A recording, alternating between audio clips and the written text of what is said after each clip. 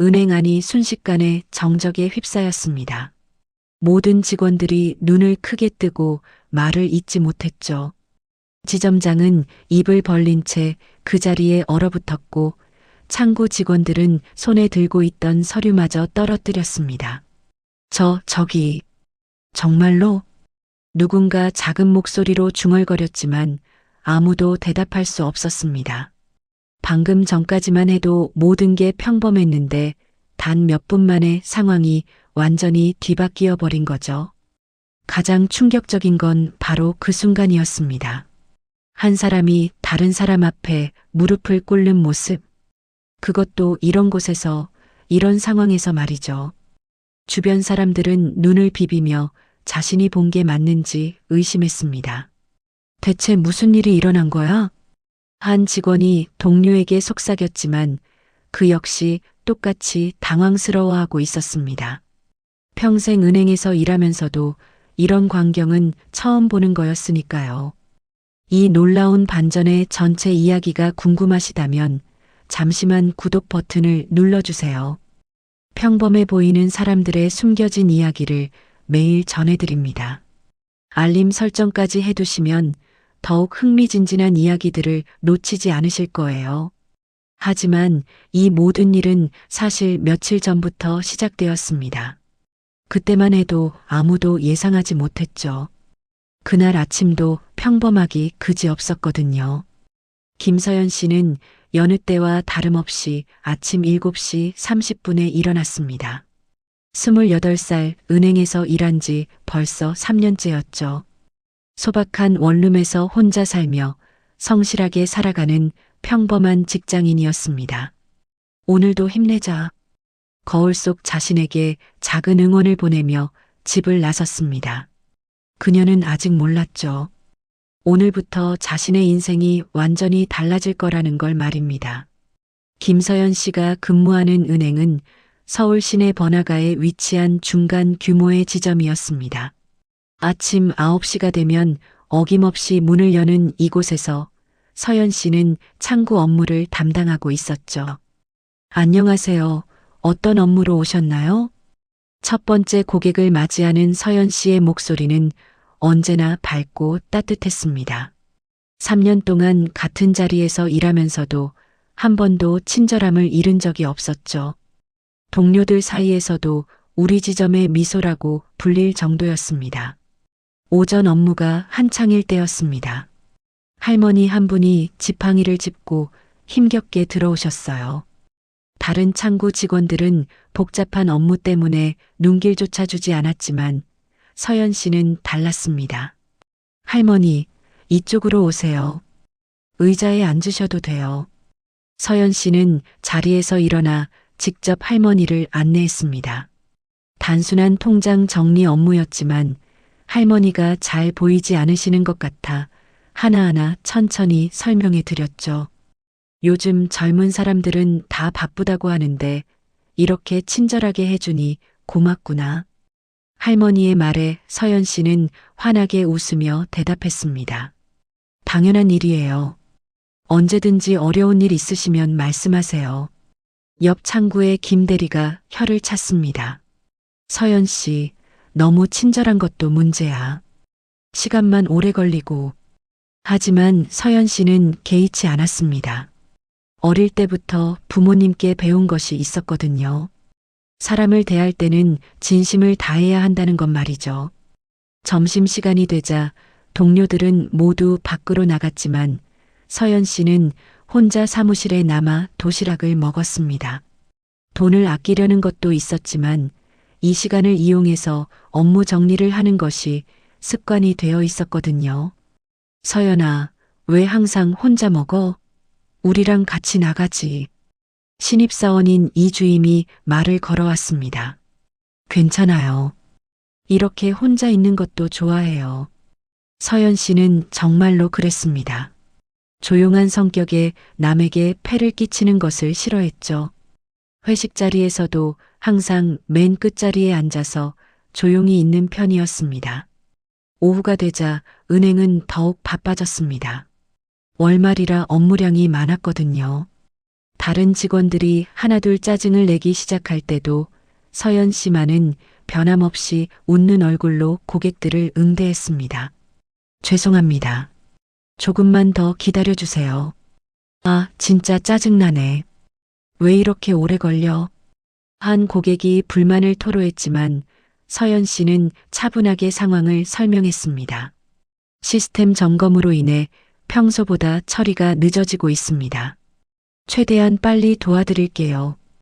그녀의 진실한 태도에 화났던 고객도 결국 마음을 누그러뜨렸습니다. 퇴근 시간이 다가올 무렵 서연 씨는 오늘도 무사히 하루를 마칠 수 있다는 안도감을 느꼈습니다.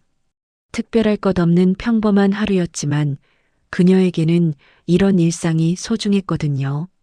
집으로 가는 길에 서연 씨는 작은 슈퍼에 들렀습니다. 내일 도시락에 넣을 반찬거리를 사기 위해서였죠. 계산대에서 잔돈을 받으며 문득 생각했습니다. 언제까지 이렇게 살까? 28이라는 나이가 때로는 무겁게 느껴질 때가 있었습니다. 주변 친구들은 하나둘 결혼을 하거나 좋은 직장으로 이직을 하는데 자신만 제자리에 머물러 있는 것 같았거든요. 하지만 서연 씨는 금세 고개를 저었습니다. 지금이 불행한 건 아니잖아요. 건강하고 일도 있고 매일 웃으며 살 수 있으니까요. 원룸에 도착한 서연 씨는 간단히 저녁을 먹고 일찍 잠자리에 들었습니다.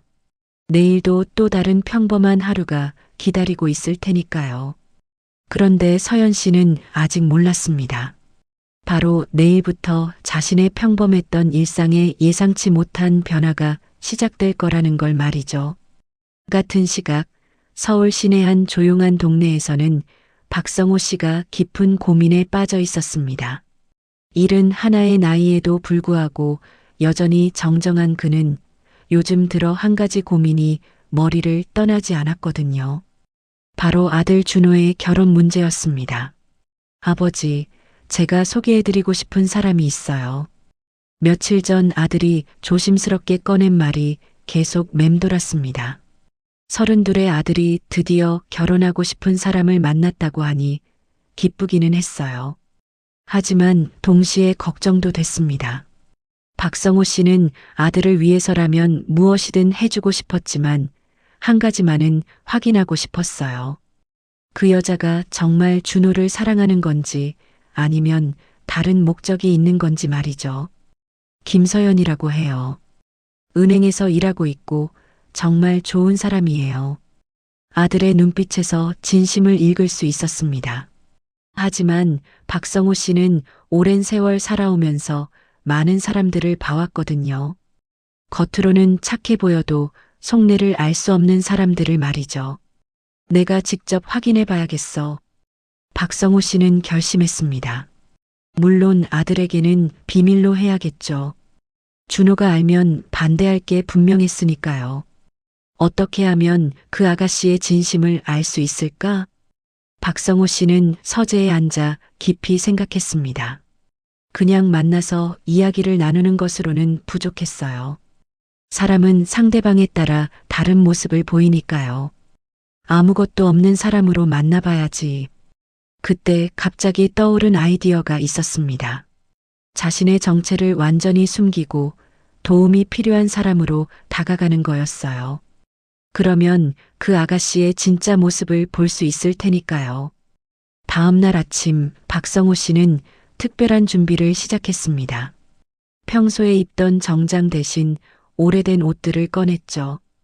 옷장 깊숙이 있던 낡은 바지와 해진 셔츠를 찾아냈습니다. 이것도 모자라네. 박성호 씨는 더 철저하게 변장하기로 했습니다. 며칠 동안 면도를 하지 않았고 머리도 일부러 헝클어뜨렸어요. 거울을 보니 평소의 모습과는 완전히 달랐습니다. 이 정도면 아무도 알아보지 못할 거야. 하지만 여전히 뭔가 부족한 느낌이었어요. 단순히 옷차림만 바뀐다고 해서 완전히 다른 사람이 되는 건 아니니까요. 박성호 씨는 동네를 돌아다니며 관찰했습니다. 정말로 어려운 처지에 있는 사람들의 모습을 보면서 그들의 걸음걸이와 말투를 익혔어요. 안녕하세요. 작은 목소리로 연습해 봤습니다. 평소의 당당한 목소리와는 전혀 달랐죠. 조심스럽고 위축된 느낌이 들었어요. 이틀 동안 준비한 끝에 박성호 씨는 완벽한 변장을 완성했습니다. 거울 속의 자신은 정말로 어려운 처지에 있는 사람으로 보였거든요.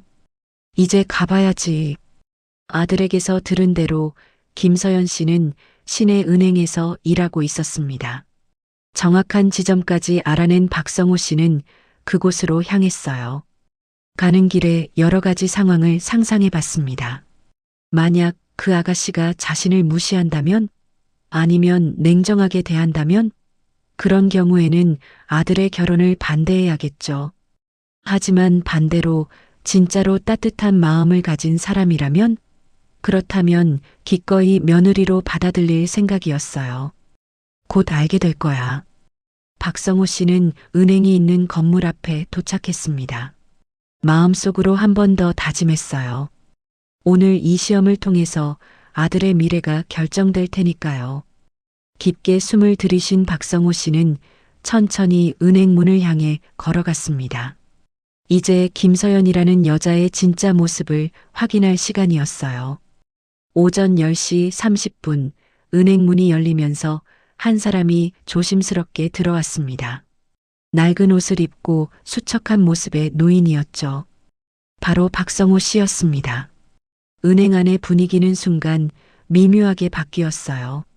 로비에 있던 몇몇 고객들이 힐끗힐끗 시선을 보냈고 경비원은 조금 더 주의 깊게 그를 지켜봤습니다.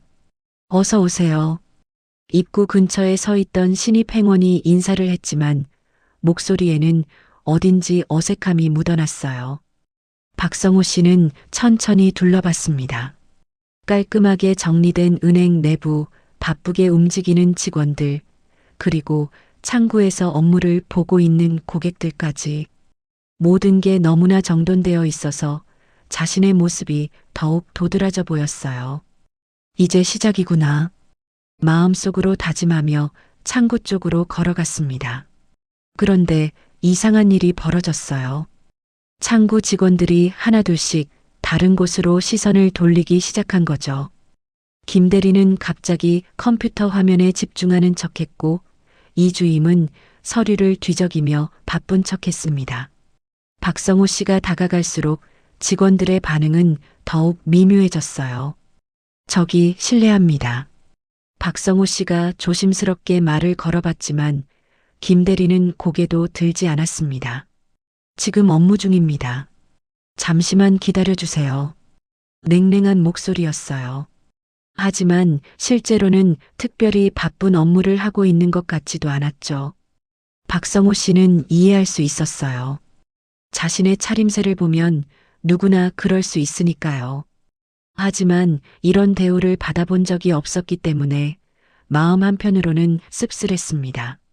아저씨, 무슨 일로 오셨어요? 그때 다른 목소리가 들렸습니다. 맨 끝 창구에서 일하고 있던 서연 씨였어요. 그녀의 목소리는 다른 직원들과는 확연히 달랐습니다. 따뜻하고 진심 어린 느낌이었거든요. 박성호 씨는 서연 씨 쪽으로 다가갔습니다. 가까이에서 보니 아들이 왜 이 여자에게 빠졌는지 알 것 같았어요. 외모는 화려하지 않았지만 눈빛에서 선량함이 느껴졌거든요. 안녕하세요. 저 통장을 만들고 싶은데요. 네, 물론이죠. 이쪽에 앉으세요. 서연 씨는 자연스럽게 의자를 권했습니다. 다른 직원들이 보이는 어색함이나 경계심 같은 건 전혀 느껴지지 않았어요. 신분증 가져오셨나요? 네, 여기 있습니다. 박성호 씨는 미리 준비해둔 신분증을 건넸습니다. 서연 씨는 자연스럽게 받아서 확인했어요. 박성호 님이시네요. 처음 오시는 건가요? 네, 그렇습니다. 서연 씨는 친절하게 통장 개설 절차를 설명해 주기 시작했습니다.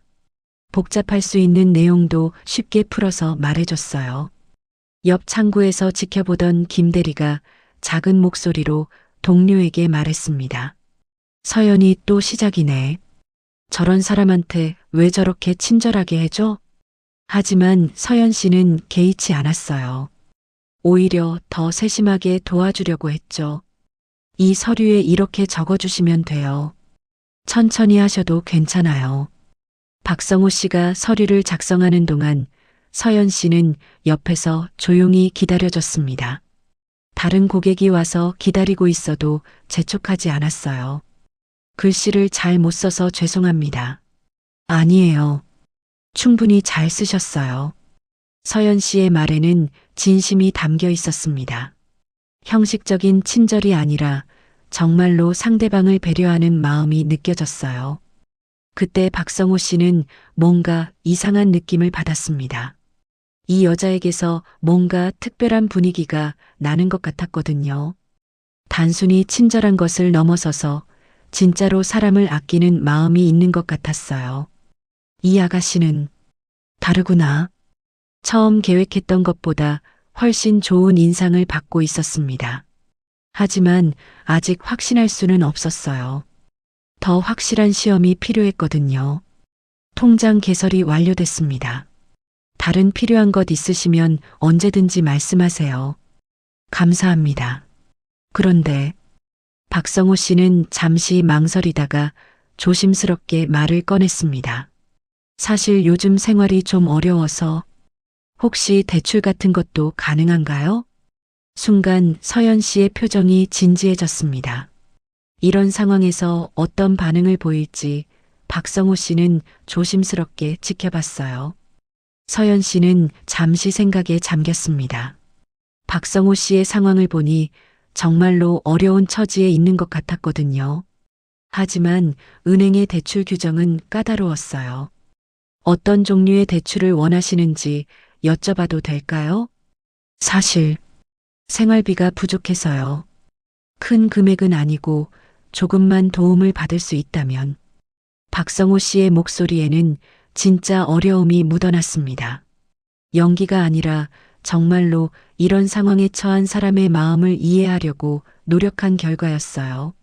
서연 씨는 컴퓨터를 확인해 봤습니다. 하지만 예상했던 대로 조건이 맞지 않았어요.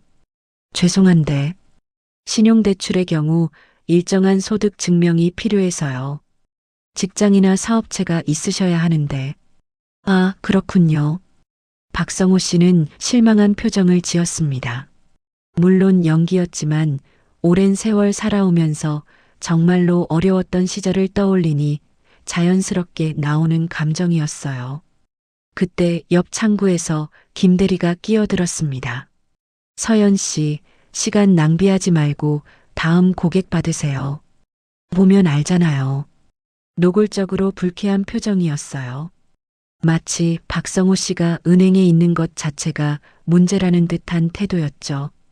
대리님, 아직 상담이 끝나지 않았는데요. 서연 씨는 조심스럽게 대답했지만 목소리에는 단호함이 있었어요. 김 대리는 혀를 차며 자리로 돌아갔습니다. 정말 죄송해요. 제가 도와드릴 수 있는 방법을 더 생각해 볼게요. 서연 씨는 다시 컴퓨터를 확인하기 시작했습니다. 다른 대출 상품이 있는지, 혹시 다른 방법이 있는지 꼼꼼히 찾아봤어요. 담보대출은 어떠세요? 혹시 담보로 쓸 수 있는 것이 있으시다면. 담보로 쓸 만한 건 없어요. 그럼 정부 지원 대출은 어떨까요? 조건이 조금 다를 수도 있거든요. 서연 씨는 포기하지 않았습니다. 여러 가지 방법을 계속 찾아보려고 했어요. 그 모습을 보던 박성호 씨는 조금씩 마음이 움직이기 시작했습니다. 이 아가씨는 정말 다르네. 대부분의 은행 직원이라면 규정에 맞지 않는다고 하면서 바로 포기했을 텐데 서연 씨는 달랐어요. 진짜로 도와주려고 노력하고 있었거든요. 잠깐만요. 이것도 확인해 볼게요. 서연 씨는 전화를 걸어서 본점에 문의하기 시작했습니다. 혹시 놓친 대출 상품이 있는지, 다른 방법이 있는지 알아보려고 했어요. 그 모습을 지켜보던 다른 직원들은 고개를 저었습니다. 저렇게까지 해줄 필요가 있나? 시간만 낭비하는 거 아니야? 수군거리는 소리가 들렸지만 서연 씨는 신경 쓰지 않았어요. 지금 자신 앞에 앉아 있는 사람이 정말로 도움이 필요한 상황이라면 최대한 도와주는 게 맞다고 생각했거든요. 죄송합니다. 본점에서도 현재 조건으로는 어렵다고 하네요. 서연 씨의 목소리에는 진짜 미안함이 담겨 있었어요. 마치 자신이 도와드리지 못하는 게 잘못인 것처럼 말이죠. 괜찮습니다. 이렇게 열심히 알아봐 주셔서 고맙습니다. 박성호 씨는 진심으로 감사했어요. 단순히 연기를 위해서가 아니라 정말로 이런 따뜻한 마음을 받아본 게 언제인지 기억이 나지 않았거든요. 그런데 서연 씨가 잠시 망설이더니 조심스럽게 말을 꺼냈습니다. 혹시 급하게 필요한 금액이 얼마나 되시나요? 그냥 다른 방법이 있을 수도 있어서요. 서연 씨의 표정을 보니 뭔가 생각이 있는 것 같았어요. 박성호 씨는 궁금해졌습니다. 40만 원 정도면 당분간은 괜찮을 것 같은데요. 40만 원. 서연 씨는 잠시 생각에 잠겼습니다. 그리고는 가방에서 뭔가를 꺼내려는 듯한 동작을 보였어요. 그때 김 대리가 다시 다가왔습니다. 서연 씨, 뭐 하는 거예요? 지금 고객이 몇 명이나 기다리고 있는데 정말로 다른 고객들이 줄을 서서 기다리고 있었어요. 서연 씨는 그제야 주변을 둘러봤습니다. 죄송해요. 조금만 더. 됐어요, 아가씨. 저는 괜찮으니까 다른 분들 먼저 도와주세요. 박성호 씨가 일어서려고 했을 때 서연 씨가 조심스럽게 말했습니다. 잠깐만 기다려주세요. 점심시간에 다시 와주실 수 있나요? 점심시간에요? 네. 그때 더 자세히 상담해 드릴 수 있을 것 같아서요. 서연 씨의 눈빛에는 뭔가 특별한 의미가 담겨 있었어요. 박성호 씨는 그것을 놓치지 않았습니다. 이 아가씨가 뭔가 계획이 있는 것 같은데 호기심이 생겼어요. 과연 이 여자가 어떤 마음으로 자신을 도우려고 하는 건지 알고 싶어졌거든요. 알겠습니다. 점심시간에 다시 올게요. 박성호 씨는 은행을 나섰습니다. 마음속으로는 이미 어느 정도 답이 나와 있었어요. 이 여자는 정말로 특별한 사람인 것 같았거든요. 점심시간이 되자 은행 안은 한결 조용해졌습니다. 대부분의 직원들이 외출을 하고 창구도 밤만 운영되고 있었어요. 서연 씨는 동료들과 함께 나가지 않고 사무실에 혼자 남아 있었습니다. 정확히 12시 30분 박성호 씨가 다시 은행에 나타났습니다. 오전보다 더 조심스러운 걸음걸이였어요. 혹시나 해서 왔지만 정말로 도움을 받을 수 있을지 확신이 서지 않았거든요. 오셨네요. 서연 씨가 환하게 웃으며 맞아주었습니다. 마치 오래된 친구를 만난 것처럼 자연스러웠어요. 이쪽으로 오세요. 조용한 곳에서 이야기해요. 서연 씨는 박성호 씨를 상담실로 안내했습니다. 다른 사람들의 시선을 의식해서였어요. 특히 김대리 같은 사람들이 보면 또 뭐라고 할지 뻔했거든요. 오전에 생각해 봤는데 혹시 이런 방법은 어떨까요? 서연 씨가 조심스럽게 꺼낸 말에 박성호 씨는 귀를 기울였습니다. 은행 대출은 어렵지만 다른 금융기관이나 마이크로 크레딧 같은 게 있거든요. 제가 알아본 곳이 몇 군데 있어요. 서연 씨는 점심시간 동안 인터넷을 찾아보며 정리한 자료를 보여줬습니다. 여러 업체의 연락처와 조건들이 꼼꼼히 적혀 있었어요. 이렇게까지 해주시다니. 박성호 씨는 진짜로 감동받았습니다. 자신의 업무도 바쁠 텐데 이렇게 시간을 내서 도와주다니 정말 예상하지 못했거든요. 그런데 이런 곳들도 시간이 좀 걸릴 것 같아서요. 서연 씨는 잠시 망설이더니 더 조심스럽게 말을 이었습니다. 혹시 정말 급하시다면 제가 일시적으로 도와드릴 수도 있어요. 예. 박성호 씨는 깜짝 놀랐습니다. 설마 이런 제안을 할 줄은 꿈에도 몰랐거든요. 40만 원 정도라고 하셨잖아요. 제가 잠깐 빌려드릴 수 있어서요. 서연 씨는 가방에서 통장을 꺼냈습니다. 그리고 조심스럽게 잔액을 확인해 봤어요. 지금 제 통장에 60만 원 정도 있거든요. 급여 받은 지 얼마 안 돼서요. 박성호 씨는 할 말을 잃었습니다. 이 여자가 자신을 위해 이런 제안을 하다니. 처음 만난 사람에게 말이에요. 아니에요. 그럴 수는 없죠. 어떻게 제가. 괜찮아요. 어차피 당분간 쓸 일도 없고요. 나중에 여유 있을 때 갚아주시면 돼요. 서연 씨의 목소리에는 진심이 담겨 있었습니다.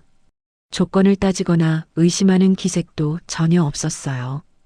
그때 박성호 씨는 문득 궁금해졌습니다. 실례지만 왜 이렇게까지 도와주시려는 거죠? 저희는 오늘 처음 만났는데. 서연 씨는 잠시 생각하더니 조용히 대답했습니다. 예전에 저희 아버지가 사업에 실패하셨을 때가 있었어요. 정말 어려웠는데 그때 모르는 분이 도와주셨거든요. 서연 씨의 눈에 잠깐 그때의 기억이 스쳤습니다. 그분 덕분에 다시 일어설 수 있었어요. 그래서 저도 누군가 어려울 때 도와드리고 싶다고 생각했거든요. 박성호 씨는 마음이 뭉클해졌습니다. 이런 마음씨를 가진 사람이 있다는 게 믿기지 않았어요.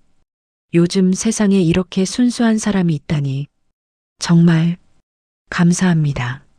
하지만 정말 괜찮을까요? 물론이에요. 잠깐만 기다려주세요. 서연 씨는 ATM 기기로 가서 돈을 인출하기 시작했습니다. 40만 원을 뽑아서 봉투에 넣었어요. 그 모습을 보던 박성호 씨의 마음속에는 복잡한 감정들이 일어났습니다. 감동과 동시에 이 순수한 마음을 시험하고 있는 자신이 미안해지기도 했어요. 이 아가씨는 정말 특별한 사람이구나. 아들의 선택이 틀리지 않았다는 확신이 들었습니다. 이런 마음씨를 가진 사람이라면 분명 좋은 며느리가 될 거예요. 여기 있어요. 정말 급하지 않으시면 다른 방법을 더 찾아봐도 되고요. 서연 씨가 봉투를 건네면서 말했습니다. 그런데 그때 박성호 씨는 뭔가 이상한 기분이 들었어요. 이 순간이 되자 자신이 누구인지 밝히고 싶어졌거든요. 이렇게 선량한 사람을 계속 속이고 있는 게 옳지 않다는 생각이 들었어요. 하지만 아직은 때가 아니었습니다. 좀 더 확실하게 확인해야 할 것들이 있었거든요. 정말 고맙습니다. 어떻게 이런 은혜를. 은혜라뇨.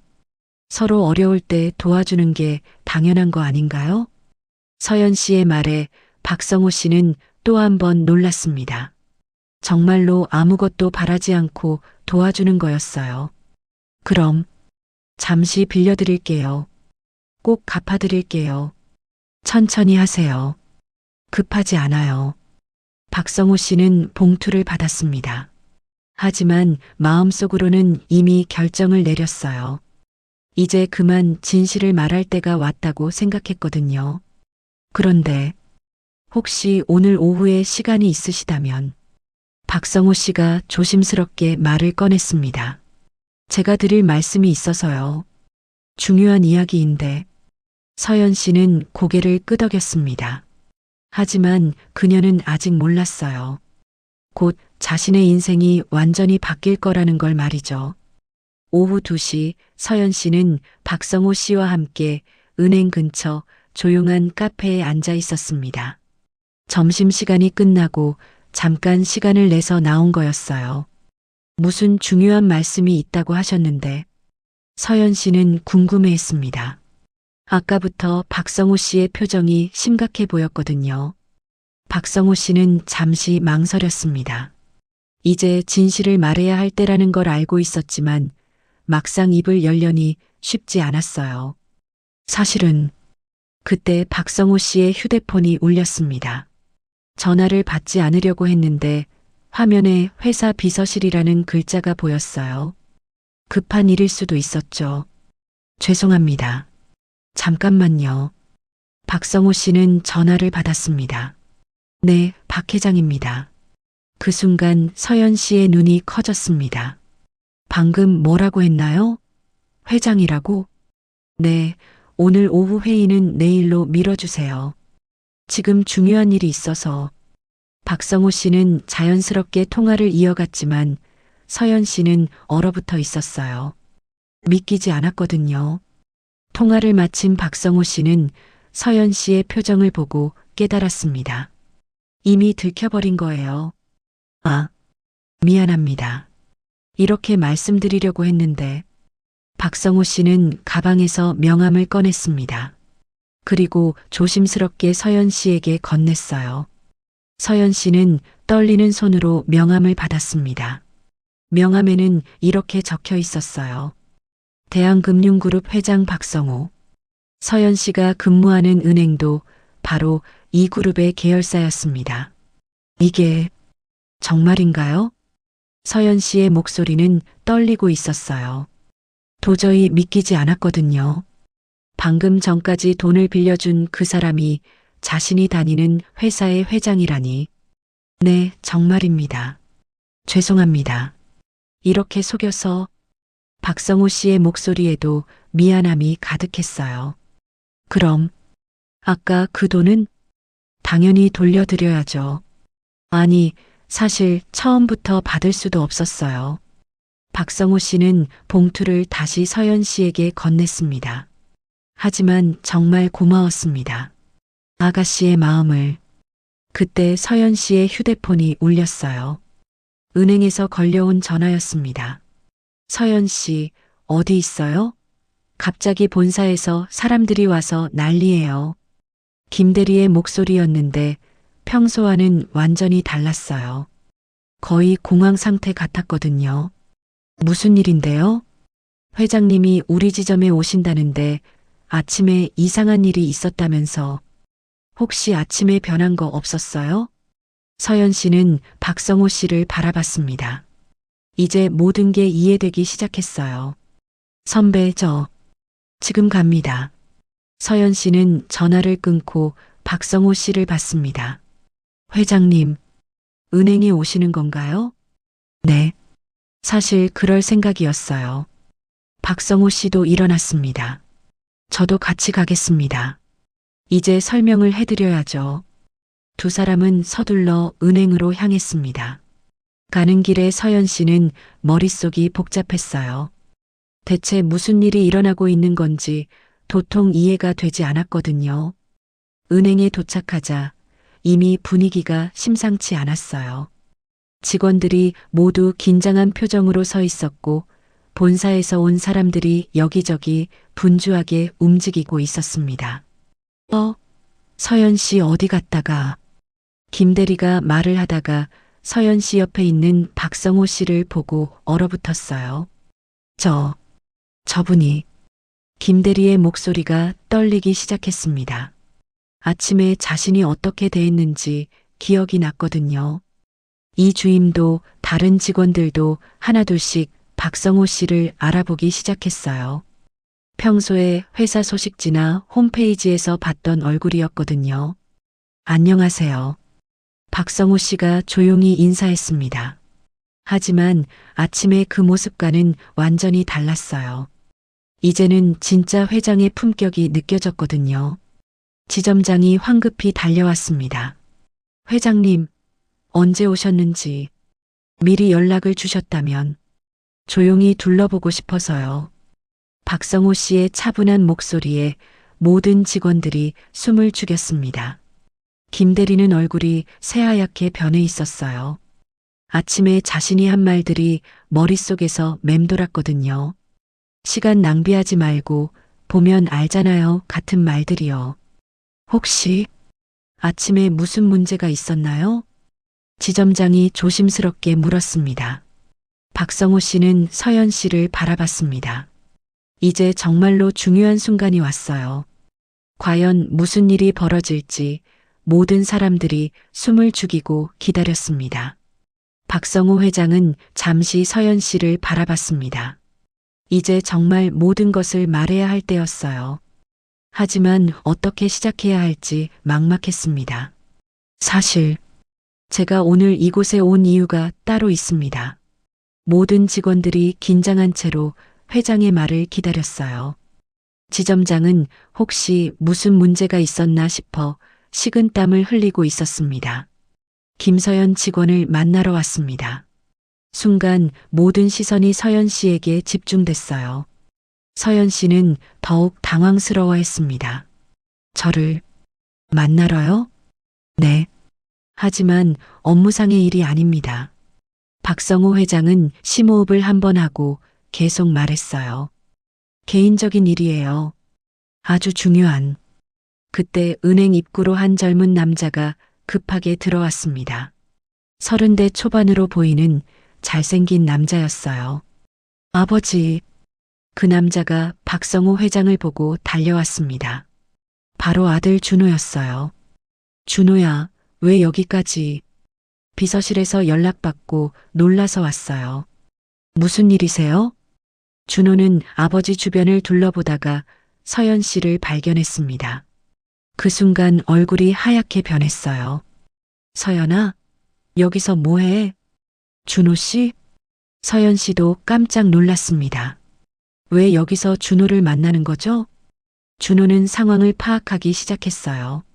아버지가 변장을 했던 흔적들, 은행 직원들의 긴장한 표정들, 그리고 서연의 당황한 모습까지. 설마 아버지가. 준호의 얼굴에 충격이 스쳤습니다. 그래, 아들아. 내가 너의 여자친구를 만나러 왔다. 박성호 회장의 말에 은행 안이 다시 한번 정적에 휩싸였어요. 서연 씨는 이제야 모든 퍼즐이 맞춰지기 시작했습니다. 준호가 말했던 아버지, 그리고 오늘 자신을 찾아온 그 사람이 같은 인물이었던 거예요. 그럼 처음부터. 서연 씨의 목소리가 떨렸습니다. 네, 처음부터 계획된 일이었어요. 박성호 회장은 솔직하게 인정했습니다. 제가 며느리가 될 분의 진짜 모습을 보고 싶어서 이런 일을 벌인 겁니다. 김대리와 다른 직원들은 상황을 이해하기 시작했어요. 회장이 며느리를 시험하러 온 거였구나. 아버지, 어떻게 이런 일을. 준호는 당황스러워했지만 동시에 걱정도 됐어요. 서연이 이 상황을 어떻게 받아들일지 몰랐거든요. 서연 씨. 박성호 회장이 서연 씨에게 다가갔습니다. 정말 죄송합니다. 이렇게 속여서. 아니에요. 서연 씨는 복잡한 감정에 휩싸여 있었어요. 배신감, 당황스러움, 그리고 묘한 안도감까지. 그럼 제가 한 모든 일들이 다 시험이었던 건가요? 그렇습니다. 하지만 박성호 회장의 목소리가 진지해졌어요. 그 시험에서 아가씨는 완벽하게 합격하셨어요. 주변 직원들이 숨죽여 지켜보는 가운데 회장은 계속 말했습니다. 저는 오랜 세월 많은 사람들을 봐왔습니다. 돈 때문에 접근하는 사람들, 겉으로만 친절한 사람들. 하지만 아가씨는 달랐어요. 김대리는 자신이 아침에 보인 태도를 생각하며 얼굴이 화끈거렸어요. 아가씨는 정말로 어려운 사람을 도우려고 했어요. 심지어 자신의 돈까지 내주면서 말이죠. 박성호 회장의 말에 다른 직원들이 놀랐어요. 서연이 그런 일까지 했다는 게 믿기지 않았거든요. 그런 마음씨를 가진 분이라면 제 아들과 행복하게 살 수 있을 거라고 확신합니다. 서연 씨는 여전히 혼란스러웠어요. 기쁜 건지, 화가 난 건지, 아니면 부끄러운 건지 알 수 없었거든요. 하지만 이렇게 속이신 건 정말 죄송합니다. 박성호 회장이 고개를 숙였습니다. 하지만 이런 방법이 아니라면 아가씨의 진짜 모습을 볼 수 없었을 거예요. 준호가 서연 씨에게 다가왔습니다. 서연아, 미안해. 나도 전혀 모르는 일이었어. 준호 씨. 서연 씨는 여전히 말을 잇지 못했어요. 너무 많은 일들이 한꺼번에 일어나서 정리가 되지 않았거든요. 그때 박성호 회장이 다시 말을 꺼냈습니다. 이제 마지막으로 하고 싶은 말이 있습니다. 모든 사람들이 회장을 바라봤어요. 과연 무슨 말을 할 건지 궁금했거든요. 박성호 회장은 잠시 침묵했습니다. 은행 안에 모든 사람들이 숨을 죽이고 기다리는 가운데 그는 천천히 서연 씨 앞으로 다가갔어요.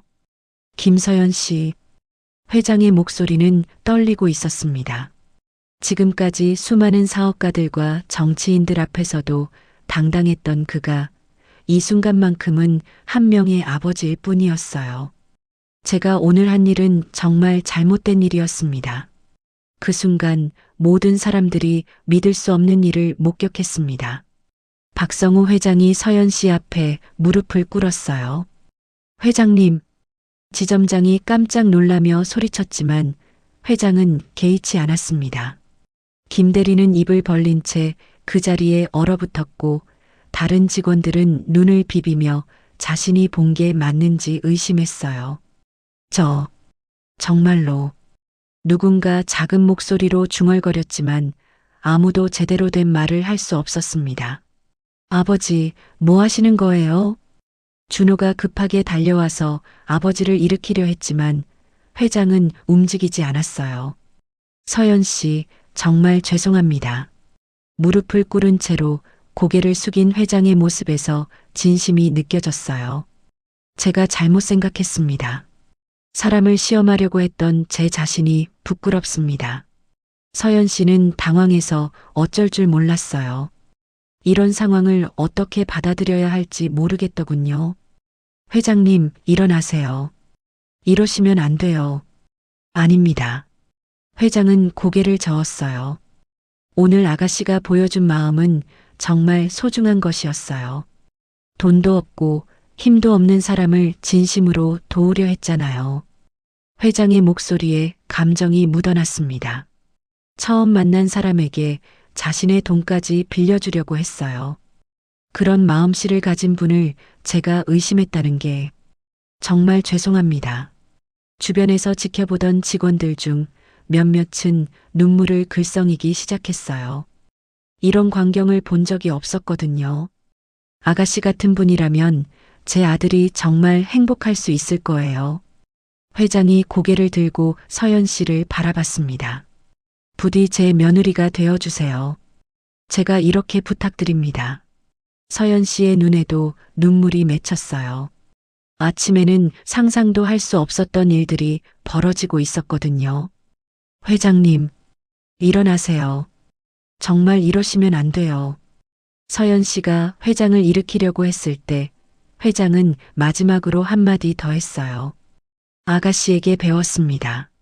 진짜 중요한 건 돈이나 지위가 아니라 사람의 마음이라는 걸 말이에요. 그제야 회장이 천천히 일어났습니다. 그의 얼굴에는 진심 어린 미소가 떠올랐어요. 준호야, 너는 정말 좋은 사람을 만났구나. 준호도 감동받아 할 말을 잃었어요. 평생 엄격했던 아버지의 이런 모습을 처음 봤거든요. 서연아. 준호가 서연 씨에게 다가갔습니다. 미안해. 이런 일이 있을 줄 몰랐어. 괜찮아요. 이제 이해됐어요. 서연 씨는 눈물을 닦으며 웃었어요. 회장님의 마음도 준호 씨를 걱정하는 아버지의 마음도. 박성호 회장은 다시 한번 서연 씨에게 인사했습니다. 정말 고맙습니다. 아가씨 덕분에 소중한 걸 깨달았어요. 그때 김 대리가 조심스럽게 다가왔어요.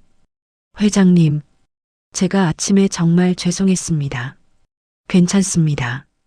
오히려 덕분에 더 확실하게 알 수 있었어요. 회장은 웃으며 대답했어요. 앞으로는 겉모습보다 마음을 먼저 보시기 바랍니다. 김 대리는 고개를 숙였어요. 정말로 반성하는 마음이었거든요. 은행을 나서는 길에 박성호 회장은 준호와 서연 씨를 보며 말했어요. 이제 결혼 준비를 시작해야겠구나. 네, 아버지. 준호가 환하게 웃으며 대답했습니다. 서연 씨, 우리 가족이 되어주셔서 고맙습니다. 저야말로 이런 좋은 가족을 만나게 되어서 행복해요. 그날 오후 은행 직원들은 오랫동안 그 일을 이야기했어요. 돈과 지위보다 더 중요한 것이 있다는 걸 모두가 깨달았거든요. 그리고 서연 씨는 그날의 일을 평생 잊지 못할 거예요. 진심이 통하는 순간이 얼마나 아름다운지 느꼈으니까요. 진정한 사랑은 시험할 필요가 없다는 것, 그리고 사람은 어떤 모습이든 진심으로 대해야 한다는 것. 그날 모든 사람들이 배운 소중한 교훈이었습니다.